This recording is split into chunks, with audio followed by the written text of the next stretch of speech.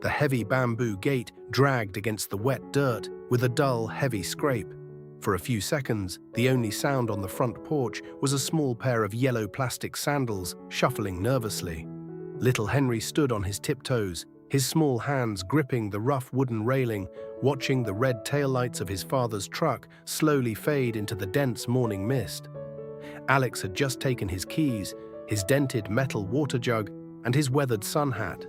He was driving to a neighboring province to inspect a newly acquired field.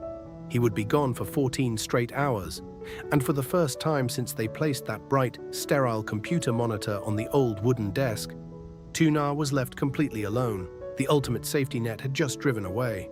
Welcome back to the channel. Today we are looking at a quiet reality that many families face, but rarely talk about. What happens when the person you usually lean on simply isn't there? Because learning to navigate the digital side of a family farm as a team is one thing, but being forced to hold the entire weight of it alone, just as the sky turns a bruising shade of grey, that is an entirely different kind of survival. Before the fading engine noise completely vanished into the valley, Tu Na turned back toward the quiet kitchen. She picked up Henry's half-empty bowl of morning porridge, the metal spoon clinking softly against the cold ceramic. Usually, this house moved to a shared, predictable rhythm. Alex would be out in the yard, checking the irrigation lines or fixing a broken tool, his presence acting as a comforting anchor. Tu Na would manage the physical harvest, the kitchen garden, and the meals. If an urgent email came in, or if a supplier needed an immediate update, Alex handled the screen. But today that division of labor was broken. She wiped the wooden dining table down with a damp cloth, her eyes inevitably drifting toward the dark corner of the living room. The desktop tower hummed with a low, constant vibration. It looked completely out of place against the raw, uneven timber walls of their home. It represented their future, their financial stability, and right now, her greatest source of quiet dread. The training wheels were off. The farm's logistics, the incoming supplier demands, and the digital dispatching now fell entirely on her shoulders. She placed the cloth down over the back of a chair. She took a deep breath of the damp morning air, smoothed the wrinkles from her apron, and walked slowly toward the glowing screen. The morning crept forward with an uneasy, suffocating thickness. Outside, the wind began to pick up, rattling the loose corrugated metal on the far edge of the porch roof. The sky, usually a vibrant, pale blue by 10 o'clock, had morphed into a heavy, unbroken charcoal. A major storm was threatening the tight harvest schedule, and the air coming through the cracked window smelled strongly like bruised leaves and impending rain. Inside, Tu Na sat rigid in the straight-backed wooden chair. A thick stack of paper delivery invoices sat strictly aligned to the left of her keyboard. She stared intently at the logistics dashboard on the monitor, a complex web of delivery times, driver names, and provincial route numbers. Her right hand hovered just a fraction of an inch over the plastic mouse. It was a small, almost invisible gesture, but it held weeks of lingering hesitation. Even though she had practiced this, even though she had watched Alex do it 100 times, doing it without him standing over her shoulder felt like walking blindfolded across a busy road. "Mama," Henry's small voice suddenly broke the heavy silence. He was sitting on the woven rattan floor mat, carefully lining up a handful of smooth river stones he had collected yesterday. "Why did Papa leave when the sky is so angry?"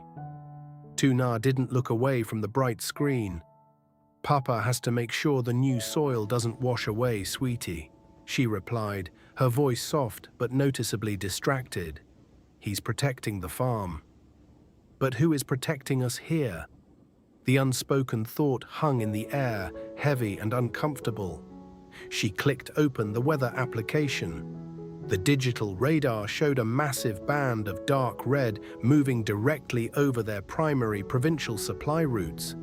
She then opened her email client. There were 3 new, urgent messages from their fertilizer supplier demanding immediate confirmation on delivery coordinates. If she typed the wrong address, or if she miscalculated the precise delivery window, they could easily lose a pallet worth a full month's income.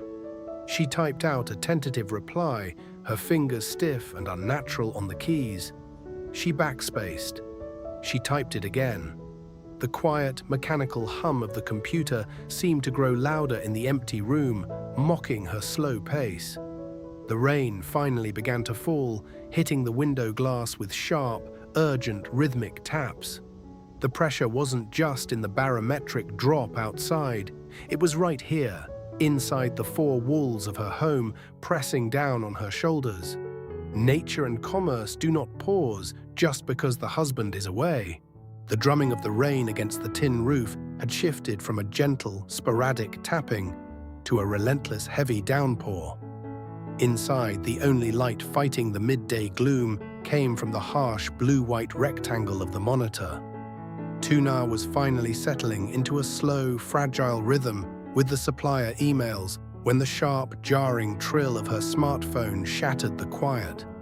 It wasn't a gentle text notification. It was the frantic, continuous ring of a direct line. At the sound, little Henry jumped, dropping a smooth riverstone onto the rattan mat with a dull thud. Tu Na snatched the phone from the desk, her heart skipping a beat. The caller ID flashed the name of their lead transport driver, Uncle Bin.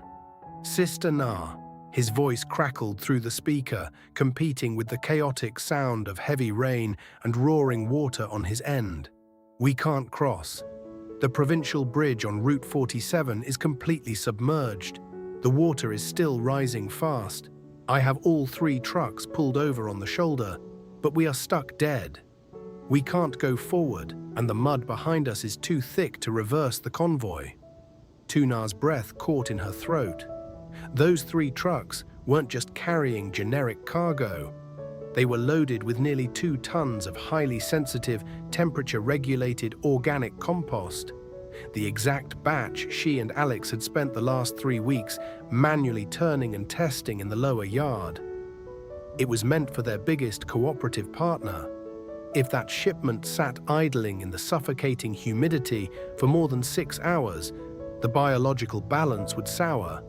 They would lose thousands of dollars and weeks of brutal physical labor in a single afternoon. Her immediate, uncontrollable instinct was a physical reaction. She turned her head, her eyes darting toward the heavy wooden front door, as if sheer willpower could force Alex's muddy boots to step across the threshold. For 5 years, whenever a mechanical failure or a logistical disaster struck, her role was clearly defined: hold the fort. She would make the tea, calm the workers, and manage the house while Alex waded into the mud to solve the crisis. But the bamboo gate outside remained perfectly empty. The warm, familiar scent of the morning kitchen suddenly felt thin, replaced by the suffocating pressure of a high-stakes command center. "Hold on, Uncle Bin," she said, her voice trembling slightly. "Stay exactly where you are. Let me call Alex. I will get him to find a detour." Her thumb fumbled clumsily over the glass screen as she dialed her husband's number. She pressed the phone hard against her ear, listening to the hollow electronic silence of the connection, attempting to bridge the mountain distance. 1 ring, 2 rings. Then the cold automated voice of the carrier system echoing in her ear. She pulled the phone away. The screen displayed a stark, glaring message in the top corner: "No service." Alex was deep in the valley of the newly acquired field. He was miles away from a cell tower, entirely disconnected from the world. For 10 agonizing seconds, Tu Na just sat there. The silence in the living room felt incredibly heavy, pressing against her eardrums, louder than the howling wind outside. A quiet, terrifying realization washed over her. There was no safety net coming to catch this fall. There was no one to ask for permission, no one to double-check her provincial geography, and no one to shoulder the financial blame if she made the wrong call. This is the hidden, painful threshold of every family business. The division of labor often remains comfortable and unequal until a crisis forcibly shatters the illusion of safety. The supporting partner is eventually pushed to the very edge, forced to strip off the safe, invisible armor of the helper and assume total, unapologetic command. You cannot build generational stability if only one person knows how to steer the ship in a storm. Tu Na looked down at the floor. Henry had stopped playing entirely. He was staring up at her, sensing the sudden spike of fear in the room, his dark eyes wide and searching for reassurance. If I freeze now, she thought, the farm loses. If I panic, he learns to panic. Slowly, deliberately, Tu Na placed the smartphone face down on the raw wood of the desk. She took a long, slow breath, pulling the cool, damp air deep into her lungs, consciously pushing the knot of panic down into her stomach. When she looked back up at the bright monitor, her physical posture had completely changed.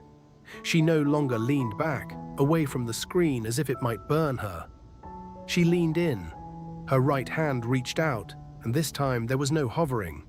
Her palm wrapped firmly around the plastic mouse. Click. The email client minimized.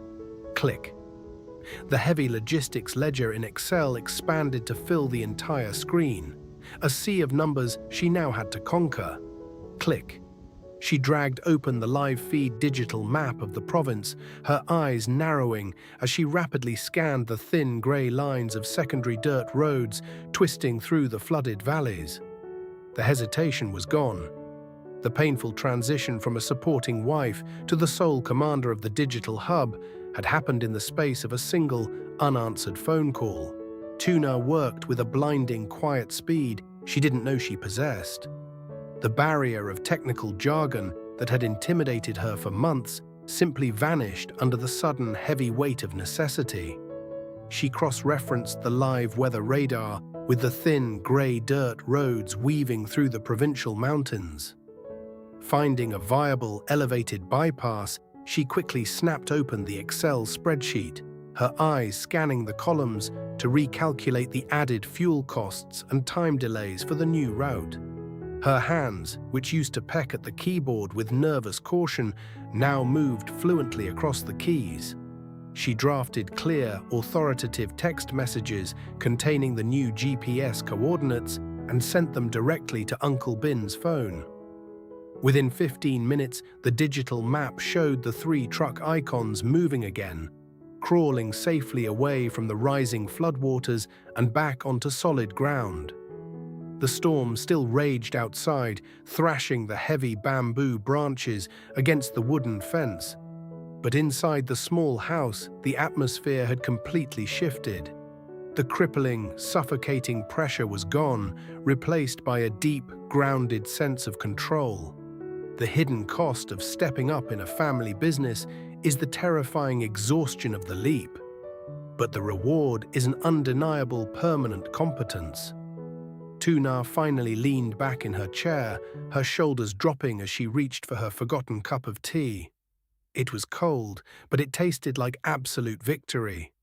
Henry, sensing the warmth and calm returning to his mother's energy, quietly went back to stacking his river stones, humming a soft, happy tune.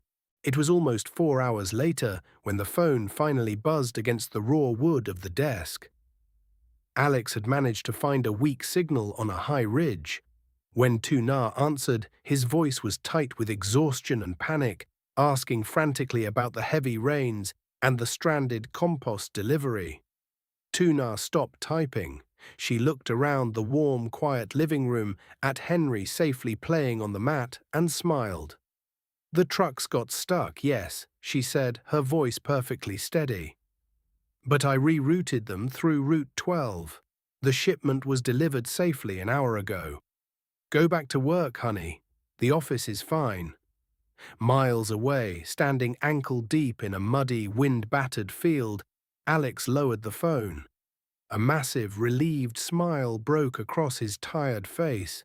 The invisible, heavy burden he had carried alone for years had just been lifted off his shoulders.